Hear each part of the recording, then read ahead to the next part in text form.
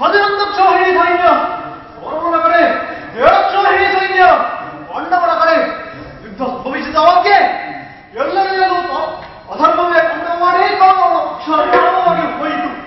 ಈ ಸಂದರ್ಭದಲ್ಲಿ 18ನೇ ದಿವಸವಾದ ಇಂದು ಈಗ ಬಂದಂತಹ ಸುದ್ದಿಯಾತ್ರೆಯನ್ನು ನಮ್ಮೊಡನಾದಂತಹ ಪೌರದೇಶ ದ್ವೈಪಾಯನ ಸರೋವರದಲ್ಲಿ ತೊಡೆ ಮುರಿದುಕೊಂಡು ಬಿದ್ದಿದ್ದಾನೆ ಭೀಮಸೇನನ ಕಥಾಘಾತದಿಂದ.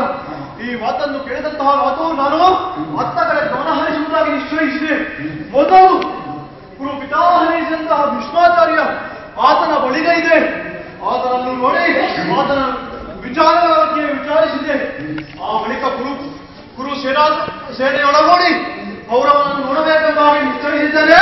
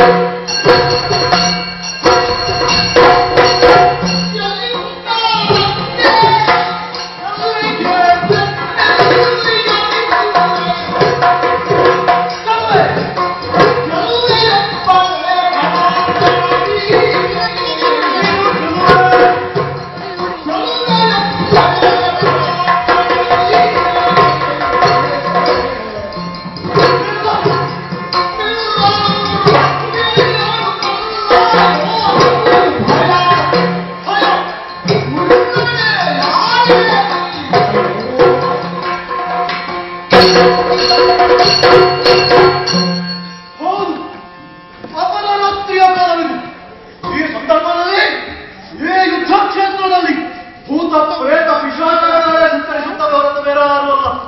ಈ ಸಂದರ್ಭದಲ್ಲಿ 8 ಮಂಟರು ಎನಿಸಿಕೊಂಡಂತಹ ಸುರ ವಿಕ್ರಮಿಗಳಾದ ನಾವು ಸಹ ಸಂಚರಿಸುವುದಕ್ಕೆ ಭಯಪಡ್ತೇವೆ.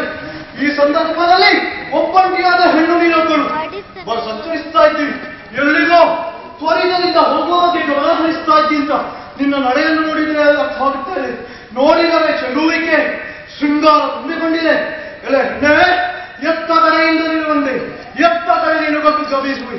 8 ವರ್ಗವು ಹೆದರುವಂತಾಗಿ ಅಂಗಣದಲ್ಲಿ ಯಾರೇ ನೀನು